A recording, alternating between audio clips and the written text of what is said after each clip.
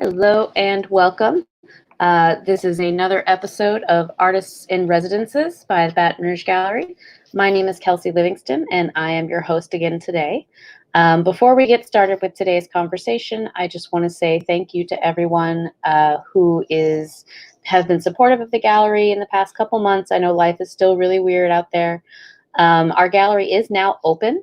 Regular hours are from Tuesday through Sunday from noon to 6 p.m. There are public health and safety measures in place.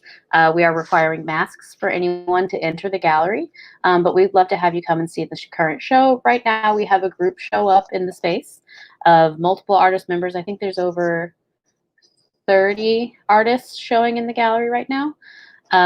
Speaking of our gallery space, I want to say thank you to Breck, who has been one of our partners since the mid-'80s, allowing us to call our space in City Park home. I also want to say a quick thanks to all of our donors and members. Without you guys, none of this is remotely possible. I am talking to two amazing artists today, Leslie Friedman and Danielle Burns. They are two fabulous mixed media printmaker artists whose work I will show you in just a minute. Let me go ahead and bring them on so that we can see their lovely faces. Leslie, hello, how are you? Hi, how are you? Great, thank you. Danielle, hi, how you doing? Hey, how you doing? I'm doing great, thank you for asking. It's nice to see you guys today. Thank you so much for coming on. I really appreciate it. I want to start by maybe sharing my screen and showing your work. So hold on. Let me do that. And we're going to make this bigger so people can see it. Great. Okay, so first I want to start off by introducing Danielle Burns' work. Danielle works in a lot of different processes. The images I'm showing you here, correct me if I'm wrong, Danielle, but these are prints, right? Yes. Mm-hmm. Okay. So I'm starting here with work on paper. The topic of today's conversation is going to be about mixed process art making. I have these two wonderful women on here today because their practice includes more than just one aspect of making work. So as I show images of your work, feel free to jump in and talk about what it is we're seeing here. This is an installation view from your last exhibition at the Baton Rouge Gallery. These are ceramic tiles, is that right? That is, yes. Those are these bas reliefs that I made from the actual linoleum that I'd use for printing. Yeah.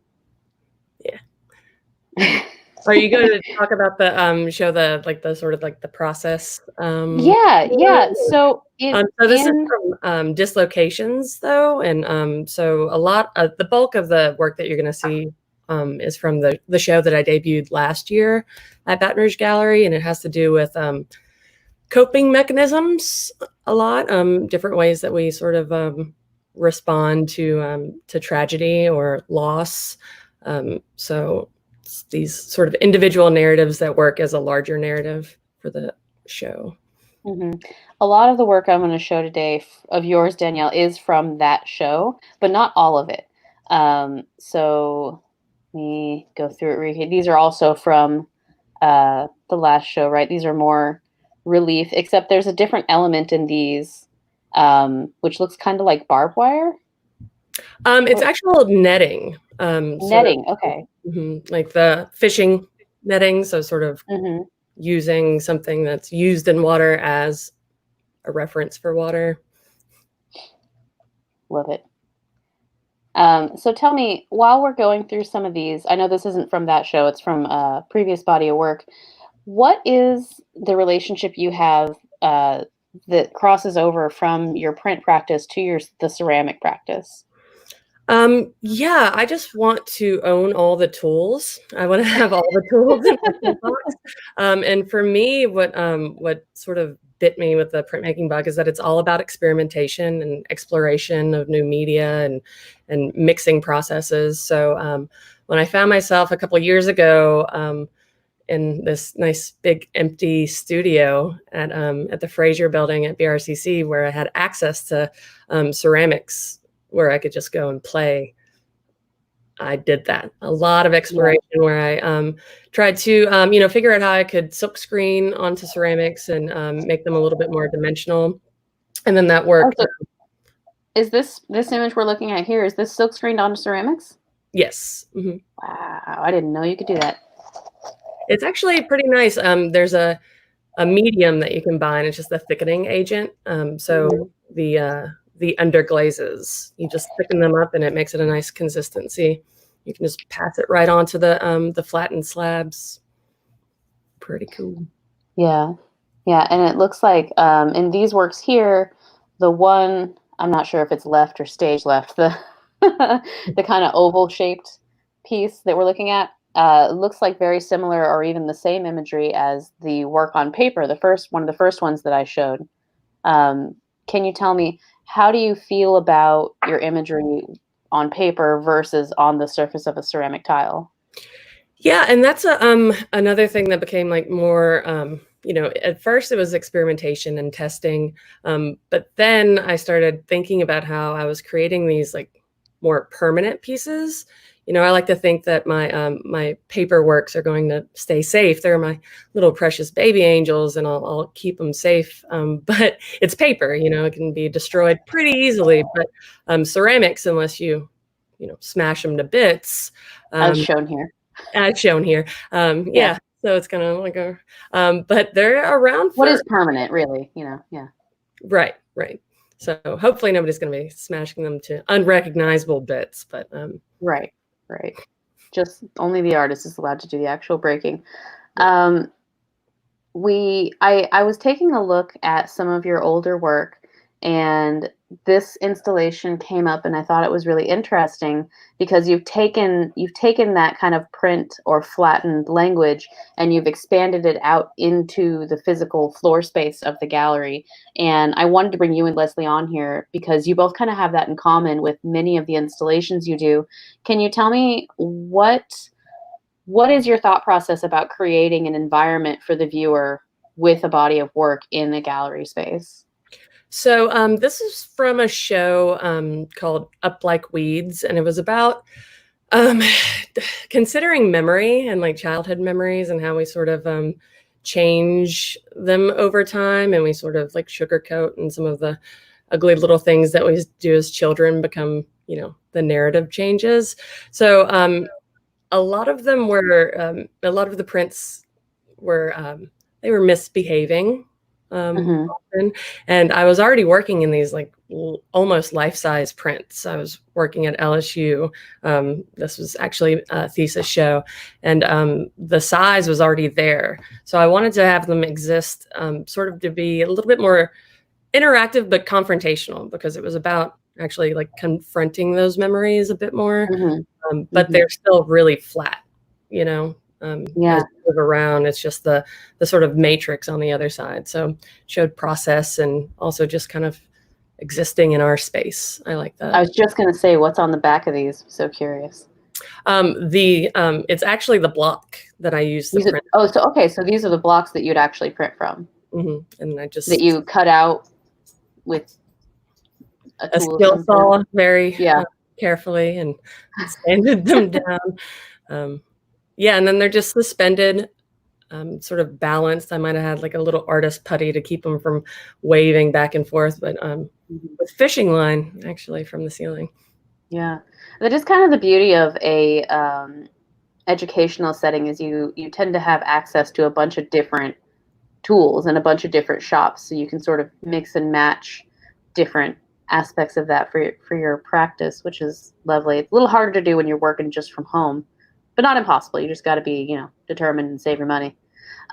For that installation, you also incorporated imagery directly onto the wall, just foregoing the framing entirely. Can you talk about what we're seeing here?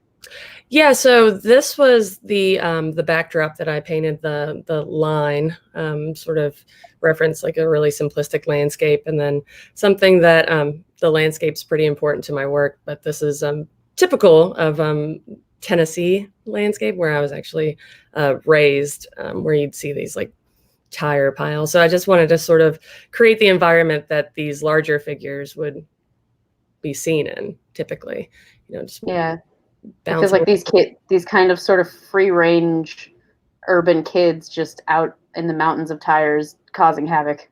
That's right. Yeah, that describes my childhood pretty well. And actually, you're seeing the opposite side of one of the figures there. That's the wooden matrix. It's just Oh, okay. I just kept it inked. And So, okay, so let me go back for a second. So up close to this child's face we're seeing here, that's actually the back side, which is the printed matrix. And what you would put on the front, this is the actual print on the front. right. So I printed on wallpaper, actually, like the like 70s old wallpaper that I found, and then I just wallpaper plastered it onto the other side, and it's inherently the reverse. So yeah. Where do you even get wallpaper? I got it from Habitat Restore. So okay. it's authentic. Wow. That's amazing. I love it. Okay, so what I'm going to do now is show some of Leslie Friedman's work. I have a similar set of questions for you, Leslie. We'll start like we did with Danielle's work with your works on paper. This is a recentish couple of prints from you in the past couple of years, dealing with, the current events du jour as they were. These are screen prints, is that right? Actually, the one on the left is a photolithograph, and the one on the right, and the one on the right, I made in Baton Rouge. It's a laser woodcut. So they're definitely, neither of them are silk screens, though. That is my forte. So maybe I approach litho and relief like a silk screen artist. Wow, that's amazing. I don't think I knew that the aviator glasses man here, he looks like a sheriff. I didn't know that was a relief print. That's incredible. Mm-hmm. Using the laser cutter, yeah. Wow. Just a whole new world in printmaking here. All right. So, Leslie, with your work, I wanted to move from 2D kind of to 3D and then back. Mm-hmm. So looking at a body of work here that I know you showed at Good Children Gallery in New Orleans, I'm sure you've showed them other places too, but this is where I saw them in person. Mm-hmm. These works, so from what I understand about this body of work is that the giant Coca-Cola cans on the ground are actually hand printed as well. Is that right? Yep. And the sort of like pink goop coming down, that's a little bit three-dimensional from the surface. Mm-hmm. Can you tell me a little bit about this installation? Keeping in mind that kids probably watch this episode. Absolutely. So okay. This is a body of work that I've been playing with and going back to periodically. It all started from loving Andy Warhol and his Campbell soup cans and his Brillo boxes, and then also my love of Coke Zero and all things diet soda. So when Coke Zero came out, I was really obsessed with how delicious it was, and I just thought that I would make some work having to deal with it. This was also the first body of work that I created after grad school. So I left grad school with a couple screens burned because I didn't know when I would have access to facilities like that, and I just started making the cans. And as I was making the cans, I was thinking of different content. I started thinking about how we had, Tab soda, and then Diet Coke, and so with Coke Zero, it was one step closer to tasting like the real thing. So I started thinking about what was the difference between, or what does it mean when our food has no nutritional value, has no sustenance, but tastes so similar to something that does, and then maybe comparing it to intimacy. What could it mean if we had virtual reality that was so good that our partners could be completely, the creation of the internet, would we still have the same satisfaction? So those were two things I was thinking about, kind of with a humorous bend, using the candy colors and all of that. But also what Danielle was saying, I think so much of what we make has to do with having access or lack of access to certain facilities. And so I knew I didn't have access at this point to maybe a wood shop. I could print, but I had to print in sections. So these were ways for me to work large, which was something that I had really gotten used to, but in ways that were achievable. So, for example, the yellow panels that you showed first, those are the first panels. They're made from Luan doors. because those are really cheap panels. You don't need to know how to build them. They're already built. And so just painted door blanks that you painted piecemeal doors. print on top? Yeah. Wow. And then each of the prints, they're still large silk screens, but they're not as large as the overall piece. They're pieced together. And even when you look towards the left of the image you have there, the female figure on the left and even the green figure in the middle, those were all printed in sections so that I could then piece them together to make them, whole. And I'm sure that's something that's maybe a little more apparent in person, perhaps. A little more apparent, and I think a lot of people would assume that might, seeing those seams would make them look less interesting. But then by using interesting seams, like curving the seams, I think it only accentuated the body and made it more intimate, as opposed to feeling like imagery. That's really clever. Rather than just having a straight seam across like a midsection or a leg or something, I remember seeing this in person. They're kind of cut with like the musculature of the person. Exactly. Yeah, very clever. Yeah, I love that. Let's scoot to, this was your first exhibition at Baton Rouge Gallery, and it looks like you've abandoned paper completely for this one. Is that right? If you squint in the middle of the image, like there is a print on black paper next to the jackets, but you are right. There is not very much paper in here. Just right here. Yes, it's a wanted poster. So there was one print on paper, but a lot of this work, there is still hand printed works, particularly if you look at the left side of that larger image. The fish that I'm sure you'll see in another image are hand printed on laser cut acrylic. So that comes, like, playing around with that had a lot to do with me teaching and trying to incorporate things that were available in like a digital fabrication lab. And then also the flags, I hand printed those. So, the thing that I love so much about silkscreen is that you can print on so many different surfaces, as you can with a lot of the other mediums, but there are sometimes limitations that you can get with, say, etching or litho, in that you have to put those pieces through a press. So something like glass would be a terrible idea to print on. Whereas silkscreen, you can print on fabric, you can print on plastic, you can print on glass. And of course, you can still print on paper and build those into something larger. At that point, But a big jump for me here was, I had over the last 7 years gotten really comfortable with using computers to aid in the creation of my work. And so then I just went one step further with, what happens if I create imagery and I outsource it to, in this case, a digital embroidery service. And so that's how I got the jackets made, was I sent off a file and then received the jackets. There were also some patches. Incorporating like a third-party manufacturing in the work. I've always thought that was kind of a cool statement on intentionally blurring the lines between what's considered high art and what people consider like retail, or what people consider craft, for example. I really enjoy work that makes you think about that distinction. Is there a necessary distinction? Not always.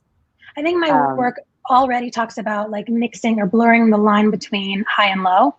And printmaking as a whole, it's indirect. You are drawing onto a block and then carving it and then inking that block, which then prints on the paper, or you're silk screening through a frame to then ink the paper. And so that indirectness, that losing some of the control, even if we become really, really good at our craft, there's still an element of that indirectness. I can't think of another word. And so I think the computer, digital fabrication, outsourcing elements, it starts to just kind of follow along the same line. You get a little more open-minded to it. I agree. It's sort of giving up a little bit of the, I guess control really is the best way to put it, to the process, right? Yeah. And anyone who's into ceramics, who's into printmaking, is already a little fetishy about process. So just adding and mixing different processes one on top of the other to create this thing that feels completely out of your control, but so you at the same time. I just love it. Okay, so we saw the fish briefly. What on earth has happened here? What have you done? So this is an older piece. This is work that grew out of my thesis show. So it's a combination of things that were in my thesis and some pieces that came maybe a couple years after. I got really into printing on unconventional surfaces. I was in a class where one of the assignments was to print on something other than paper. And around that time, I was going to Home Depot with a friend, and I saw linoleum tiles or polyvinyl tiles, PVC tiles, polyvinyl, whatever. You know, the linoleum tile you would see in a cafeteria. And I was like, oh, these are hard, these are smooth, that's a great surface quality for silkscreen. At the same time, I was reading a lot about Jewish art and, you know, how Jewish art isn't very cool. And I have always considered myself someone whose work falls into the camp of identity art. So I started making work in my grad program about my Jewish identity, but more in the sense of like, what would the world look like if being Jewish were really cool? Nowadays, because of the rise of blatant anti-Semitism in the media, this work has like a very different feel to it. But at the time, I felt that it was a safe way to talk about identity and stereotype and using someone's culture as like a trend, like we'd see maybe with Native Americans or with Black culture, and using something that was maybe that I had access to, my Jewish culture, but also something that we wouldn't imagine people like, oh, being Jewish is super cool. Like here, have a yarmulke, it's the new hot thing to wear. So that's where some of the content was. And so I was printing on the tiles, and then I would organize them in the shows to create different pathways and ramps. So what you're seeing is like going over a bump and then going up the wall, that bright pink pattern, and then this purple and black one going across and up a ramp up the wall, which is off the It looks like this kind of bright poppy sort of Warhol color has been with you a while and stuck around. Yeah. He's a huge influence. Yeah. So I decided, after looking at this image, I wanted to show this much more recent work, which is also sort of looks like an homage to a skate ramp kind of thing, just linking it back to this very early work. It sort of seems like you've come full circle in a way. Can you tell us about this project? Yeah, this is a piece that is a large commission for Comcast. They built a second Comcast building in Philadelphia. It's where they're headquartered.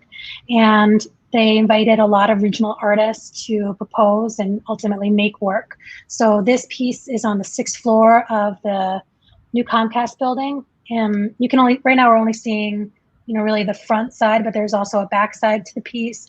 And it was they wanted something that kind of referenced skateboards, but that would be a freestanding sculpture. So I got to go back to printing on tile. I hadn't really done much of that. I'd taken a real break from it and printed these tiles, and also was working with carpenters and with the art consultants and the design firm to make sure that the piece was not only something that would have longevity and would fit in the space and be able to make it into the building, but also kept with the flavor of the work that they'd see me do. So that was, I still haven't made another piece like it since, but it was a really exciting new frontier for me, working with a client and making something so large that wasn't going to be boxed up or maybe even trash. A lot of the problems with working in installation is, where do you store it after you're done? So yeah, you're getting ahead of me. That was going to be one of my questions for both of you. So that piece I get really happy about, because it is still there, and it will be for, you know, forever. Awesome. What's interesting about this piece, in addition to everything you've just said, is that it's weird to see artwork out in the wild, right? Like there's no white box around this work. There's people, there's different colored furniture, there's plants, you know what I mean? Like it's really an interesting illustration on how contemporary art really does fit into our day-to-day lives and should. Yeah. So I think that's so right. And I think I really appreciated that this company that was basing themselves, even entrenching themselves further in Philadelphia, took the opportunity to hire artists from the region, you know, mostly Philly artists, but people maybe from Delaware and even New York, and embracing the work that they were making. Some of them are super famous, but some are more like me, who are more in the beginning stages of their careers.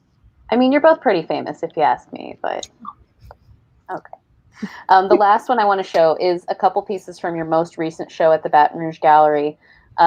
We've gone back onto the wall with these, but it looks like you're still printing on the composite tiles, and you're still incorporating a lot of this bright party color into your work.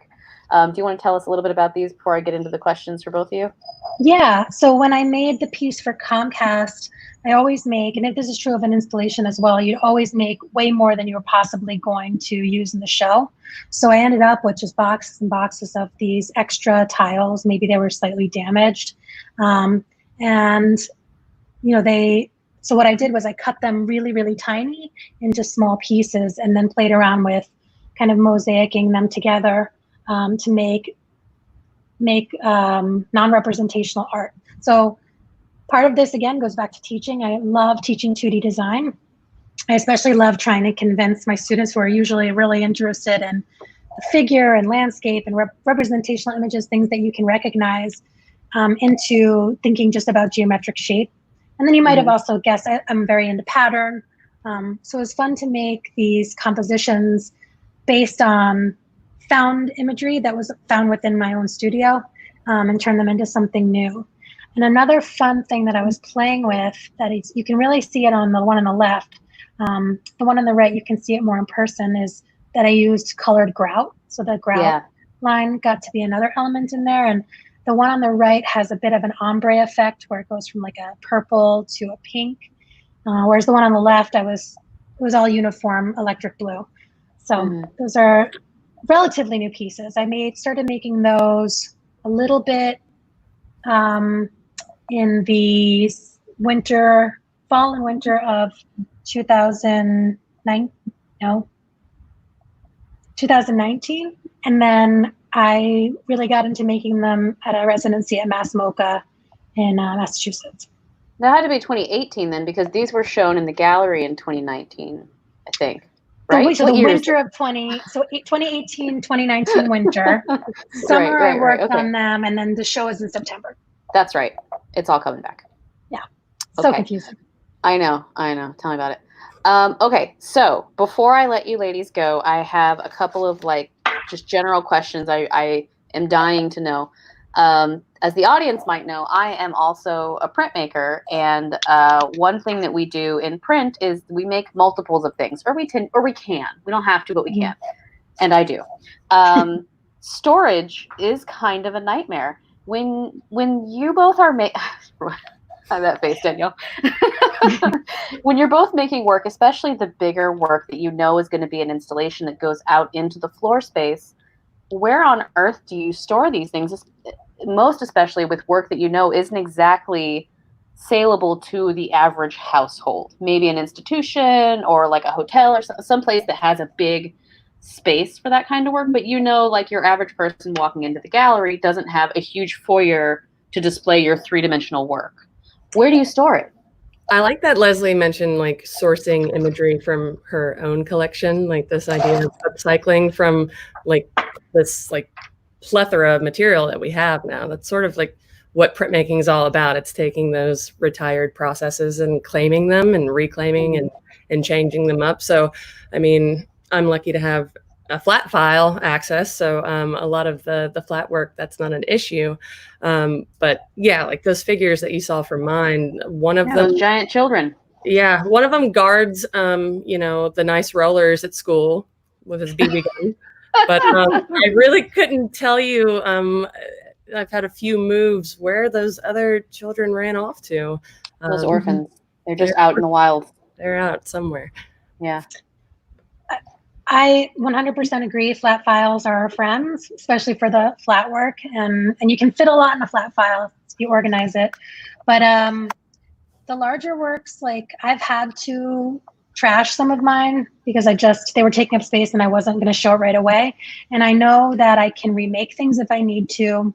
But I've also moved a lot in the last 5 years. And so one of the things that I do, because maybe it's not so commercial that people bought it at the show, but some of my friends, we can swap work. So some of my larger pieces that are somewhat friendly to the home.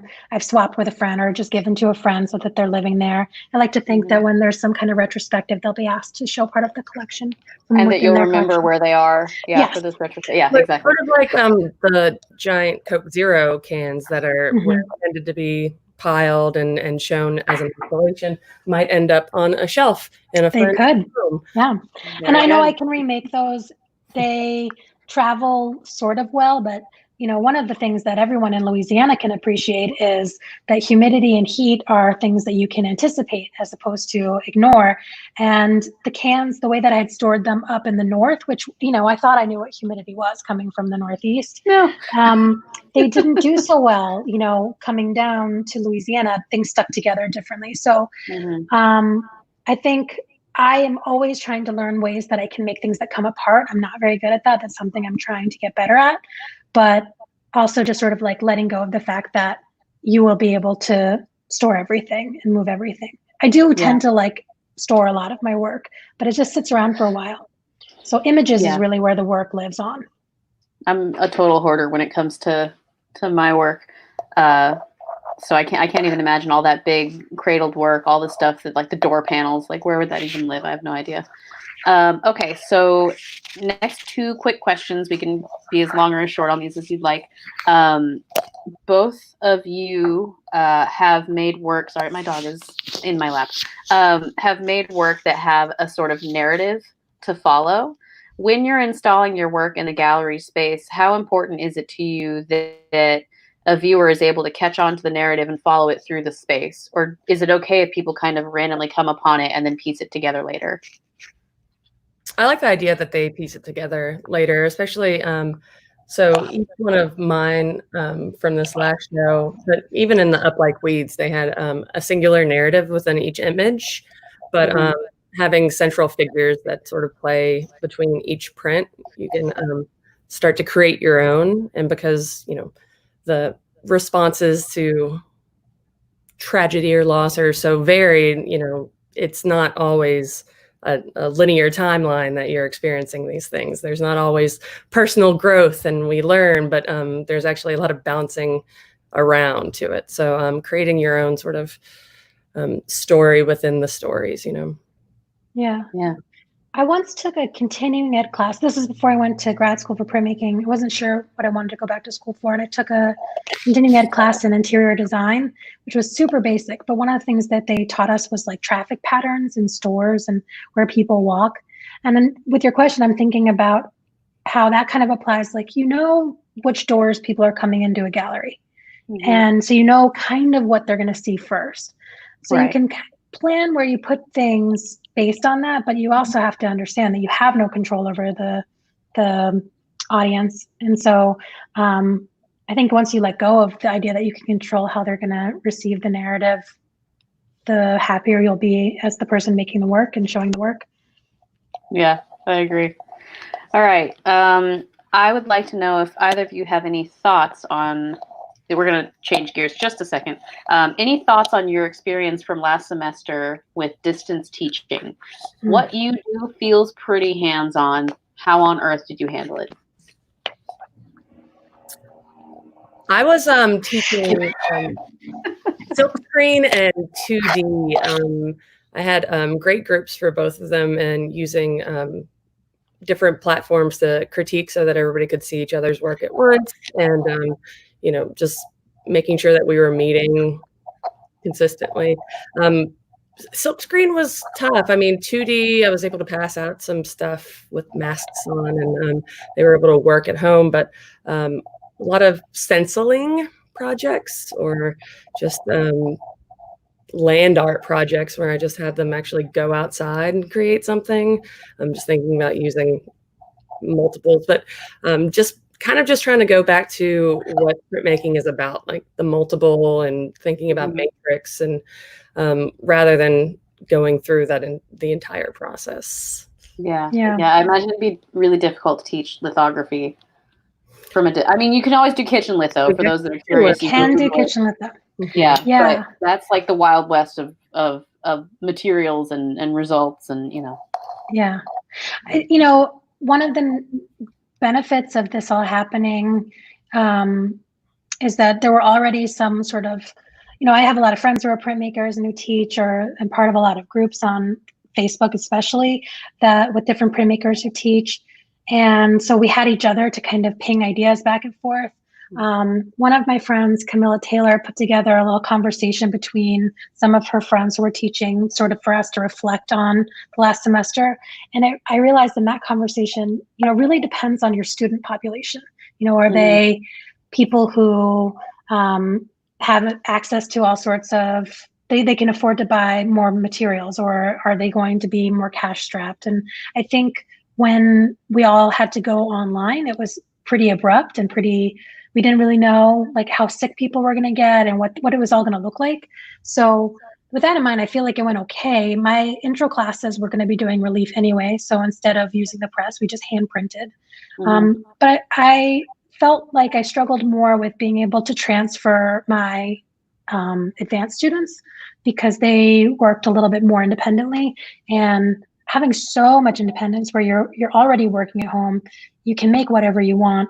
I think it was a little too loosey-goosey.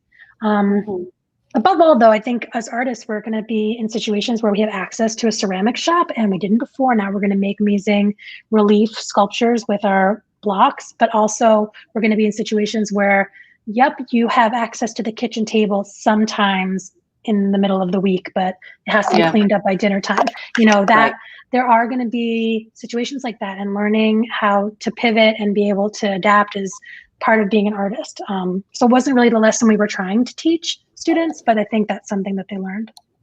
Right. And it created just the time too where they were, I know in my case anyway, silk screen, where they were just getting it, because, so much of the semester is about just like explaining the process, and right when they were ready to, kick it into high gear, that happened. But it's about adaptability. We all had to adapt, and we're all the better for it, right? Make it happen. Yeah. I did see some of the things that Camilla was posting, and I thought was really interesting. One of hers was that she had this great stencil tutorial with just a piece of paper and makeup. And just that whole thing just blew my mind. I was like, oh, you can make prints. Beautiful makeup. That's incredible. Yeah, and they were fabulous, and her potato prints were incredible. Yeah. So there was a lot of really interesting things that I think came from it. And I think now I'm not a part of a lot of groups on Facebook, but I am a part of a lot of those Facebook teaching groups on Facebook for printmaking. And I have to say, it definitely added to my home practice, just kind of watching people are trying to teach, like, oh yeah, okay, I can do that too. Cool. Yeah, because I learned a lot of French words too, like the pochoir. I don't even know if I'm pronouncing it anywhere close to how it's supposed to be pronounced. Frottage for rubbing. I was like, oh gosh, I feel like such a phony. I didn't know what this stuff was, but yeah, next semester I'm going to be teaching advanced silk screen. So and everybody's anticipating that we're going to have something like this sort of flexed hybrid class where some of it's going to be in the classrooms and a lot of it's going to be working more remotely than during normal times. I suspect a lot of the critiques might be in like spaced out circles, but a lot of the work is going to be done at home probably. So I think we're all spending more of our summer off thinking about the fall semester and making sure it's ready. One thing I can say is that videos that, like you mentioned, Camilla's videos, a lot of people made some pretty great videos. It took a lot of effort, but at least now we have them as a repository and we can pull them up when we need, okay, you're having trouble with how I'm telling you how to do it. Let me show you how my friend does the same thing. Because we all know that there's a million ways to do something. And one of the things that we lack by having in-person classes is being able to look over someone's shoulder and say, just tweak it a little bit. Like you were saying with the silk screen, like they're just getting used to the feeling because it kind of looks the same, but they're not getting the same results as you, the professor demoing. It takes doing it over and over again. So nothing will replace that. And even if we do have in class, I can't be over someone's shoulder. I have to be 6 feet away. So it's going to be an adjustment. But and the rapport that we were able to build face to face too. That's going to be tough for next semester when a whole new batch of students come in. Who we may not have ever had before. Yeah. And they don't know how to take us just from our video personalities, So. Well, you guys are going to do great. It's going to be awesome. It's going to be easier because you've already done it once, right? Yes. All right. Well, I'm not going to hold up more of your afternoons. I genuinely appreciate you coming on and talking with me and getting nerdy about printmaking. My favorite thing. Thank you. Thank you so much. A little comment from the audience. Hi, Hayan. How are you? Hi, Anna. Well, I love you guys, and I love Baton Rouge Gallery, so I was very excited to do this. Well, thank you. We appreciate that. All right. I'm going to let you go and then sign off. Have a good afternoon. All right. Bye, guys. Bye. All right. Bye. All right, everybody. That will end our episode today of Artists in Residences. Thank you so much for tuning in, and we will see you next week.